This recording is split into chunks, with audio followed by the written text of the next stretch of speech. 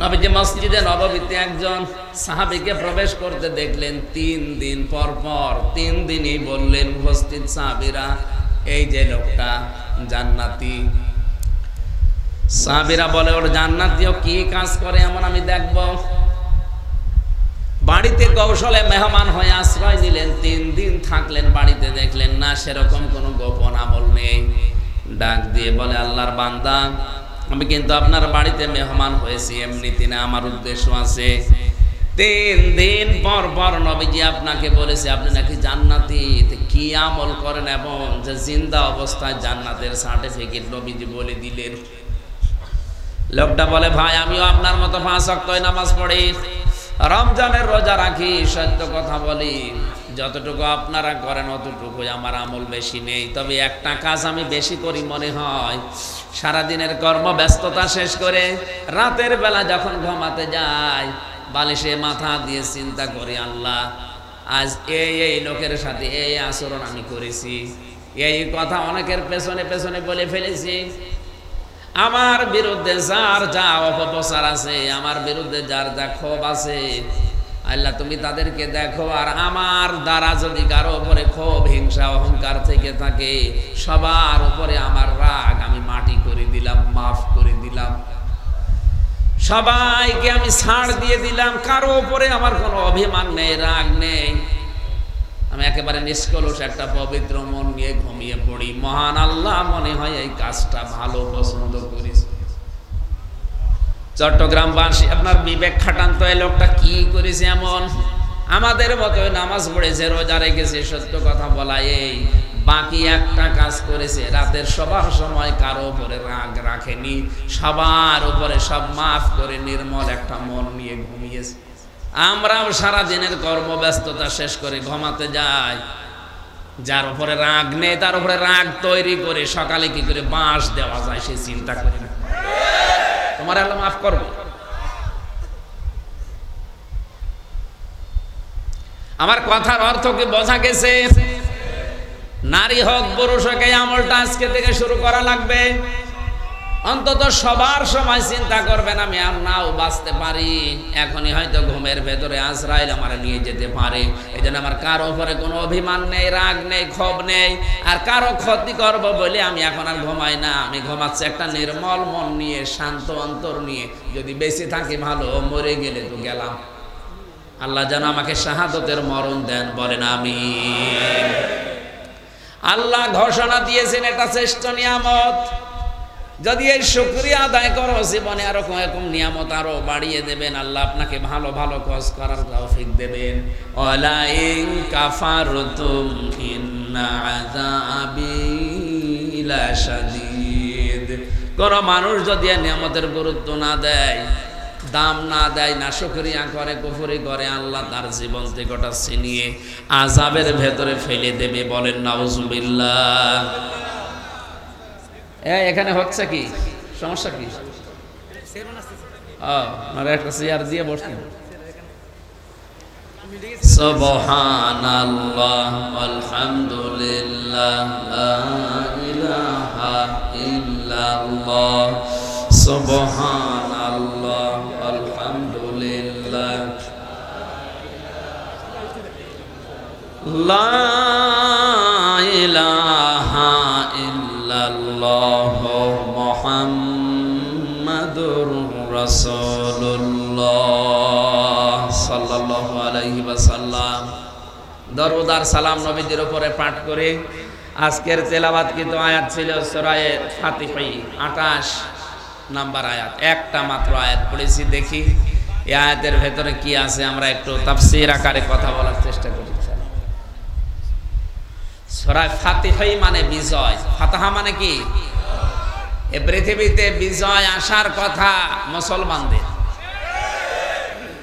ওয়ালা তাহিনু ওয়ালা তাহজানু ওয়া আনতুমুল আ'লাউনা ইন কুনতুম মুমিনিন।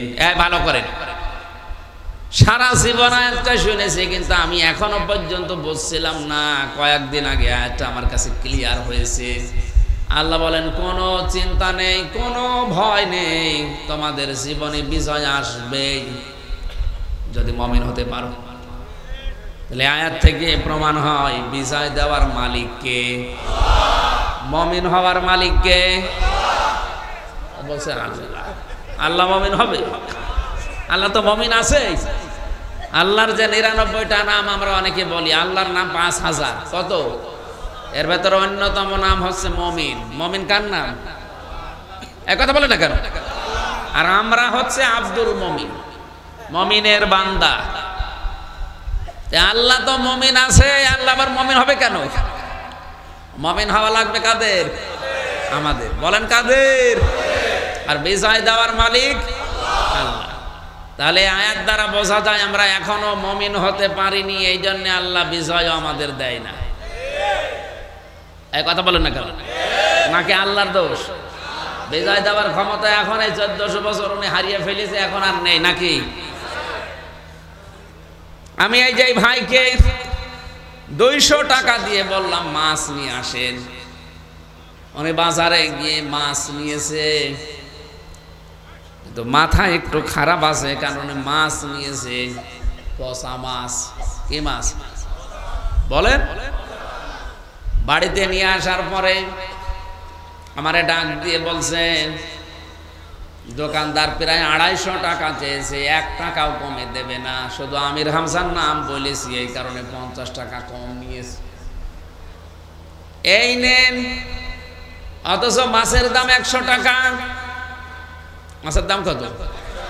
100 টাকা। আর 100 টাকা হাওয়া।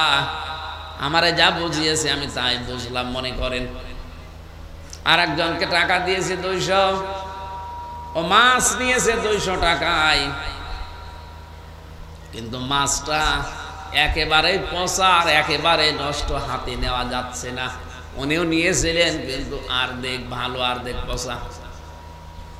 এই লোকটা টাকা নষ্ট করে নাই, পুরো টাকায় দোকানদারকে দিয়েছে, কিন্তু মাছটা একেবারেই খারাপ, একেবারেই পচা। বলেন তো এই দুইজনের ভেতরে ভালো কোনটা? না,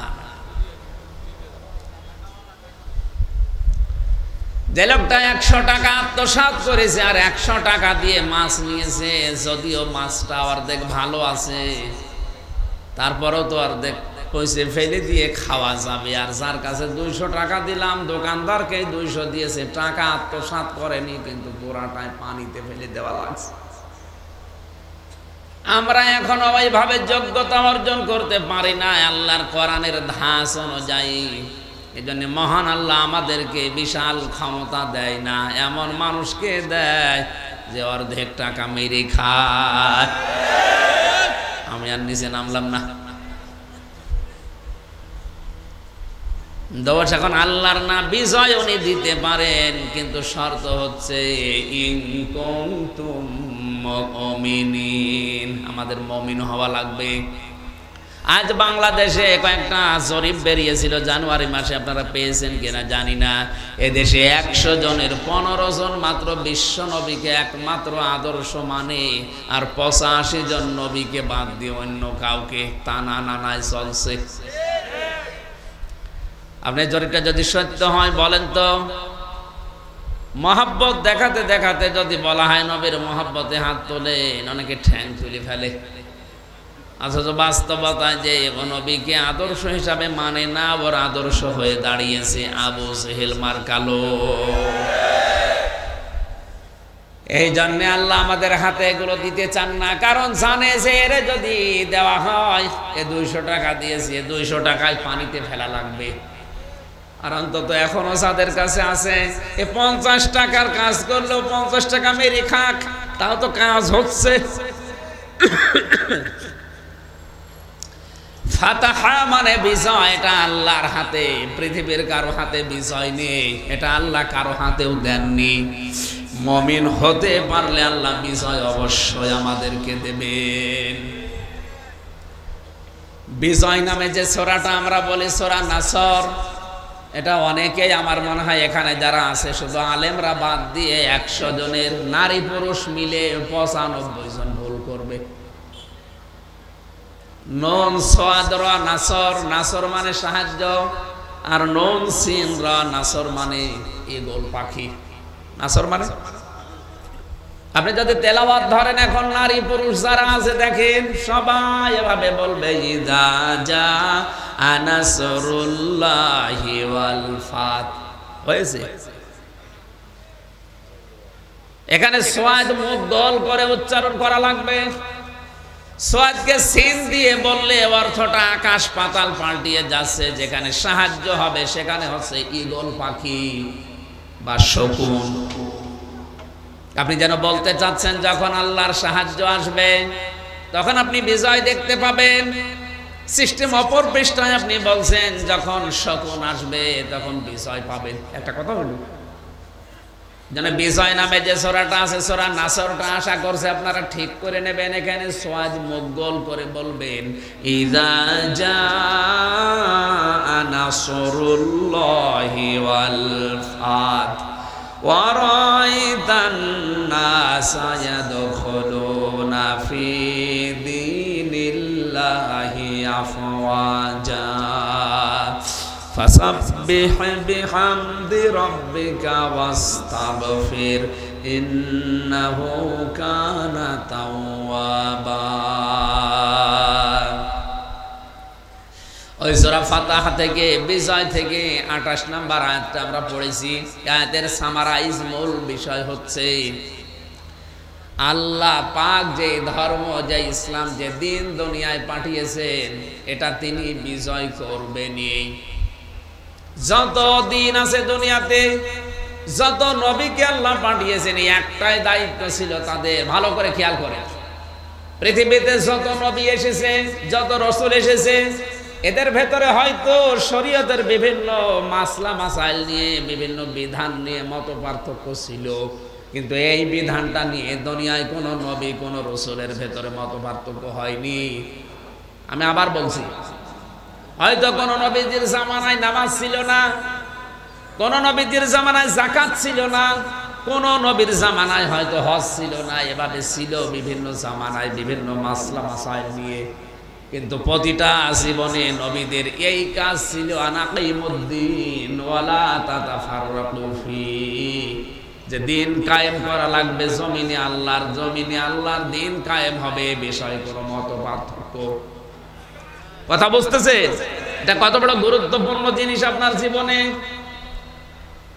আপনি অজুর ভেতরে মাসলা মাসাইল নিয়ে ঝামেলা থাকতে পারে, মত পার্থক্য থাকতে পারে, নামাজ, পর্দা, এরকম যত বিধান আছে মত পার্থক্য নবীদের ভেতরে শরীয়তে কম বেশি ছিল, কিন্তু এইটা নিয়ে কোনো কম বেশি নেই।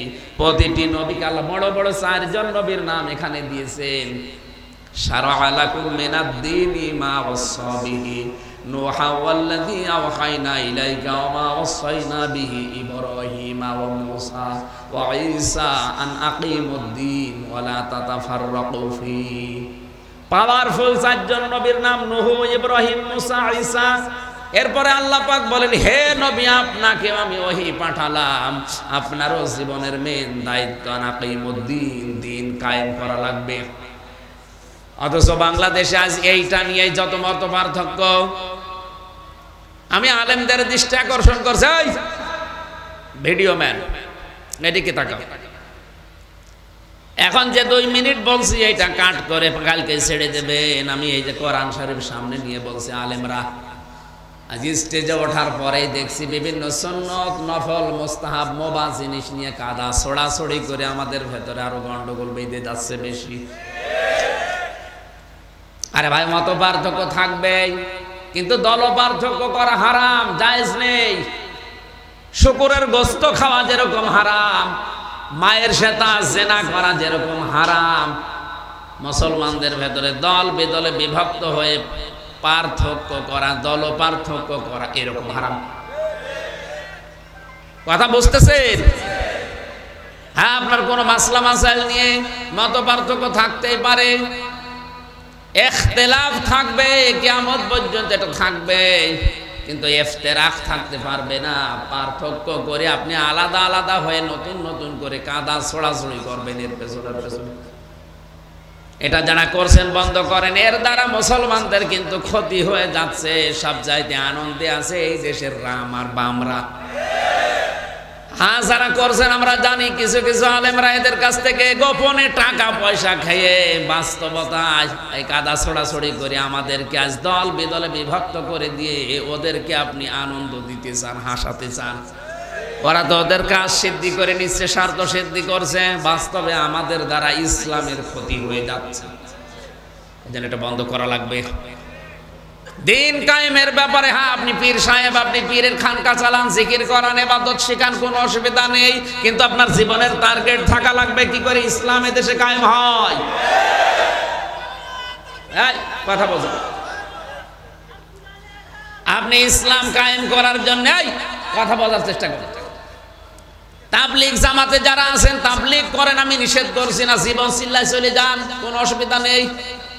কিন্তু আপনার জীবনের একটাই টার্গেট থাকা লাগবে, বাংলাদেশে কি করে ইসলাম কায়েম হয়। যারা জামাত ইসলাম করছেন করেন, আপনার জীবনের টার্গেট থাকা লাগবে এই দেশে ইসলাম করে কায়েম হয়। কারণ এটা পৃথিবীর সব নবীদের মিশন এবং ভীষণ।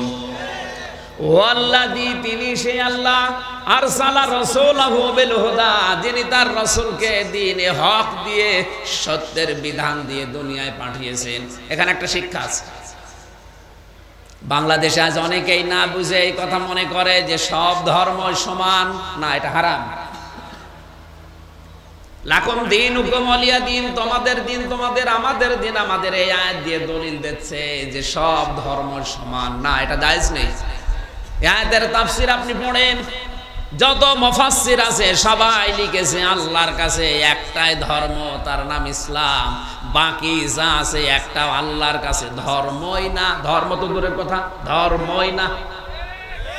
এই যে ইন্নাদ দীনা ইনদাল্লাহিল ইসলাম, দ্বীনের আগে আলিফ লাম আছে। কি আছে? চেয়ারম্যান সাহেব হয়তো আলেম না, উনি বুঝবে না। যারা আলেম জিজ্ঞাসা করেন, আলিফ লাম দেওয়া হয় চার কারণে, নির্দিষ্ট করার জন্যে। এখন যদি চেয়ারম্যানকে বলি, আমি চেয়ারম্যান চলেন আমরা চট্টগ্রামে যাই, উনি যদি বলি একটাই রাস্তা আছে, তাহলে এই রাস্তার আগে, তরিকের আগে, সাবিলার আগে আলিফ লাম দেওয়া লাগবে। কারণ এইটা ছাড়া আর চট্টগ্রাম যাওয়ার রাস্তা নেই। কিন্তু কেউ যদি এসে বলে না আরো রাস্তা আছে 4-5টা, হয়তো একটু ঘোরা হবে, তখন আর রাস্তার আগে, তরিকের আগে। আল্লাহ বলেন দুনিয়ায় বিভিন্ন ধর্ম আছে যেগুলো শয়তান আর মানুষ বানিয়েছে, আর আমি আল্লাহ একটা বানিয়েছি, তার নাম ইসলাম। এর আগে দিলাম আলিফ লাম। ইন্নাদ-দীনা ইনদাল্লাহিল ইসলাম, আল্লাহর কাছে একমাত্র, শুধুমাত্র, কেবলমাত্র মনোনীত ধর্ম নাম কি? যারা সব ধর্ম সমান মনে করছেন, তাদের এই আয়াত অনুযায়ী ঈমান থাকে কি করে? আল্লাহ তাআলার শব্দ চয়ন দেখেন, তিনি সে আল্লাহ যিনি তার রাসূলকে দ্বীনে হক দিয়ে, সত্যের বিধান দিয়ে দুনিয়াতে পাঠালেন। কেন? লিইয়ুযহিরাহু, আমি হাদিস পড়েছিলাম এই শব্দটাই ছিল লিইয়ুযহিরাহু। যাহারা ইয়াযহারু মানে বাবে ইফআল থেকে ইজহার, এটা প্রকাশ করা, যেন তিনি প্রকাশ করতে পারেন, যিনি যেন বিজয় করতে পারেন, গালেব করতে পারেন। এজহার মানে প্রকাশ্য নিয়ে আসা। এজহার মানে কি? যাহারা এজহারু মানে প্রকাশ্য নিয়ে আসা, বিজয় লাভ করা, উপরে তুলে দেওয়া। 99টা অর্থ আছে এজহারে। এই জন্য হাদিসের ভেতরে নবীজি বলেন, মান কারাল কোরআনা, যে ব্যক্তি কোরআন পড়ে, ফাস্তাজহারাহু, খেয়াল করেছেন, ফাস্তাজহারাহু, এবং একে জাহের করে, একে কায়েম করার জন্য চেষ্টা চালায়। যে ব্যক্তি কোরআন পড়ে এবং কোরআনকে ইজহার করার জন্য, প্রকাশ করার জন্য, দাঁড় করানোর জন্য, কায়েম করার জন্য চেষ্টা চালায়, ফাহাল্লা হালালাহু ওয়া হারামা হারামাহু, এর হালালকে হালাল, হারামকে হারাম জানার পরে ছেড়ে দেয়, আদখালাহুল্লাহুল জান্নাহ। এখন আলেম নেই, আদখালা বাবে ইফআল। আল্লাহ নবী বলেন আল্লাহ নিজে তাকে জান্নাতে প্রবেশ করাবে না করিয়েছে? না না, কি বলে না,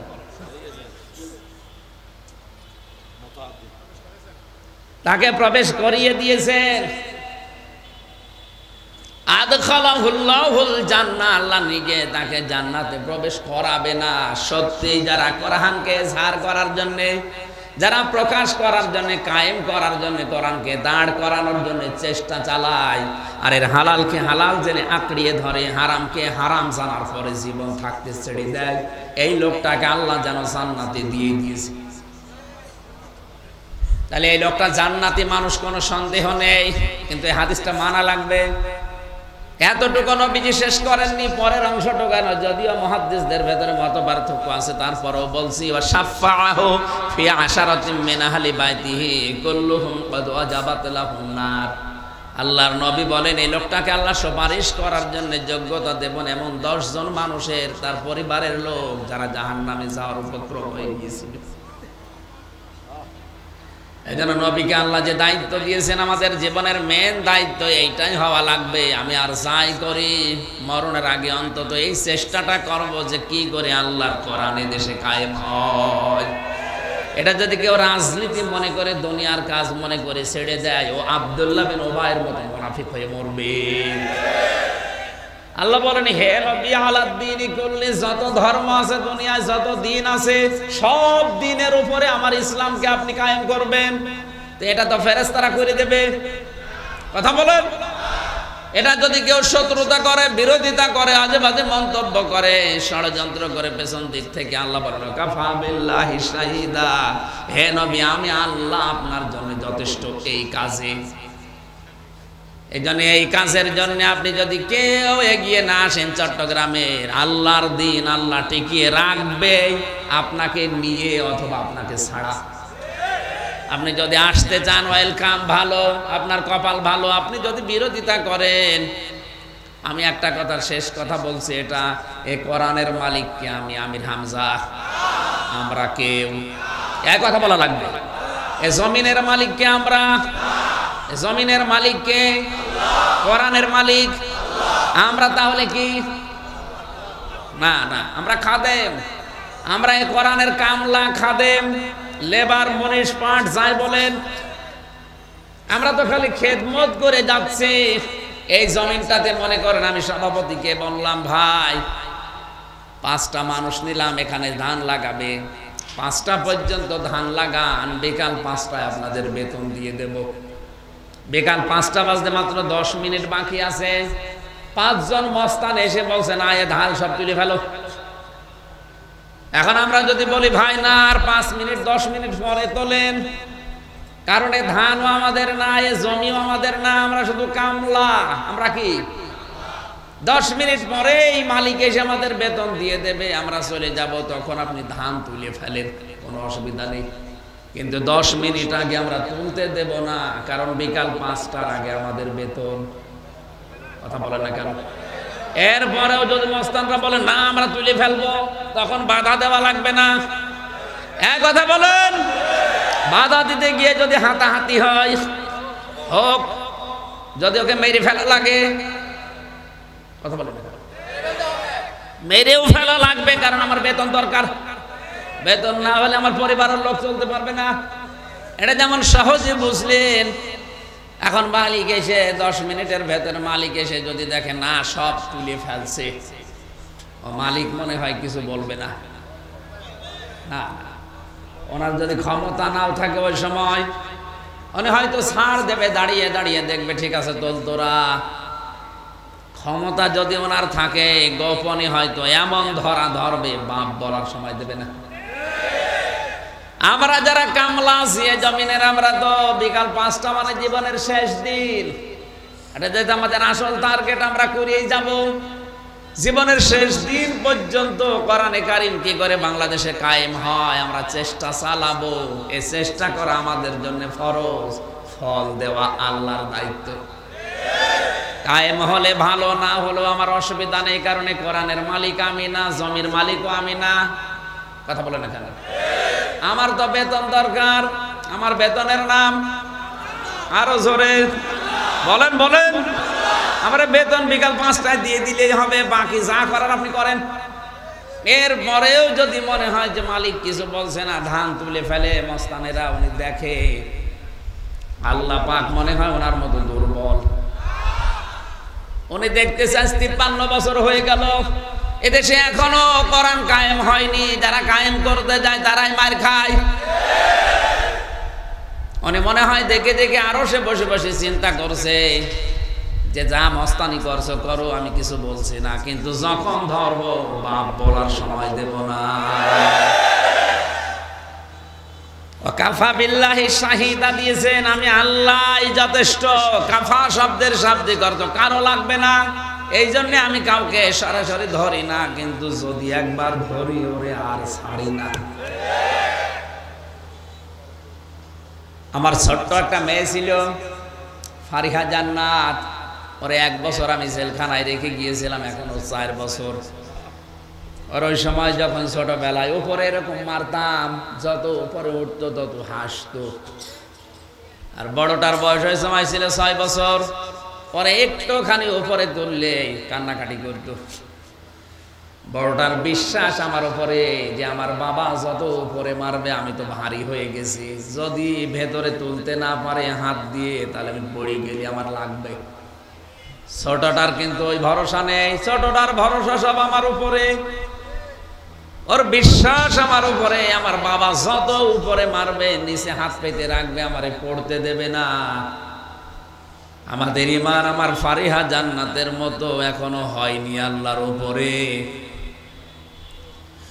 কবি এজন্যই জানিয়েছেন, রেখো না মনেতে ভয় বান্দা খোদার, দূর হয়ে যাবে বাধা সব।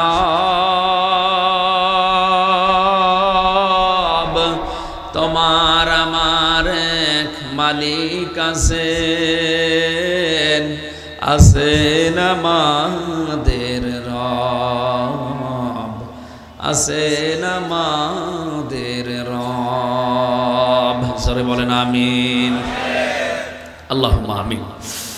রব্বানা যালামনা আনফুসানা ওয়া ইল্লাম তাগফির লানা ওয়া তারহামনা লানাকুনান্না মিনাল খাসিরিন। রব্বুল আলামিন,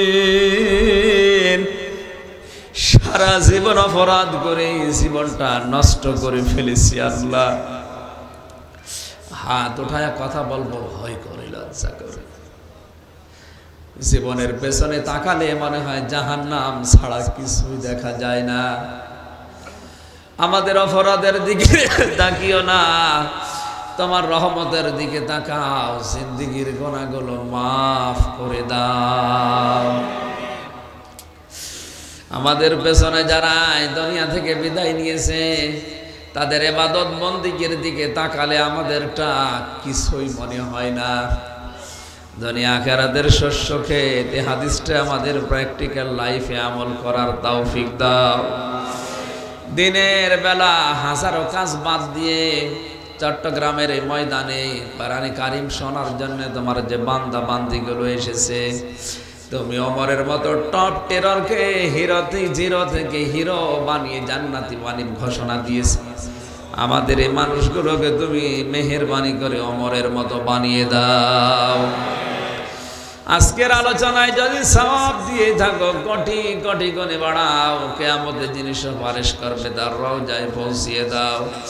দুনিয়ার মাটির নিচে যারা ঈমান নিয়ে ঘুমিয়ে আছে আল্লাহ এদেরকে মাফ করে দাও। সম্মানিত মা বোনেরা এসেছে পর্দার আড়ালে, আলাদাভাবে তাদের জন্য কিছু বলতে পারলাম না, মেহেরবানি করে তাদের স্বামী ভক্তি বাণী বাড়িয়ে দাও। স্বামী স্ত্রীর ভেতরে মিল মহব্বত তৈরি করে দাও। রমজানের রোজা সঠিকভাবে পালন করার সুযোগ দাও। 5 ওয়াক্ত নামাজ আদায় করার তৌফিক দাও। পর্দায়, খাস পর্দায় থাকার সুযোগ তাদেরকে দান করো। তাদের পেটে তুমি আয়েশার মতো, খাদিজার মতো সন্তান দান করো আল্লাহ। মাহফিলের প্রধান অতিথি আমাদের মাননীয় এমপি সাহেব, বিশেষ অতিথি যারা এসেছে এদেরকে কবুল করো। সম্মানিত সভাপতি, যত আলেম ওলামা এসেছে আলেমদেরকে হযরতে আবু বকরের সাথে কবুল করো। আল্লাহ আমার কণ্ঠটা তুমি আগের অবস্থায় ফিরিয়ে দাও।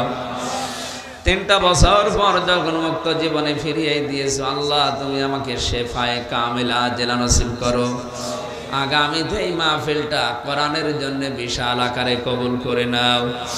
তোমার যে বান্দা আলম সাহেব এ মাহফিল একা একা বিশাল আয়োজনে আঞ্জাম দিল, তার জীবনে তুমি বরকত দাও। বারাকাল্লাহু লানা ওয়া লাকুম ফিল কোরআনিল আযীম। কখন মরণ চলে আসে জানি না, সেজদা অবস্থায়, রোজা রাখা অবস্থায় তুমি আজরাইল পাঠিও, শেষ কথা যেন এটা বলতে পারি, লা ইলাহা ইল্লাল্লাহু মুহাম্মাদুর রাসূলুল্লাহ।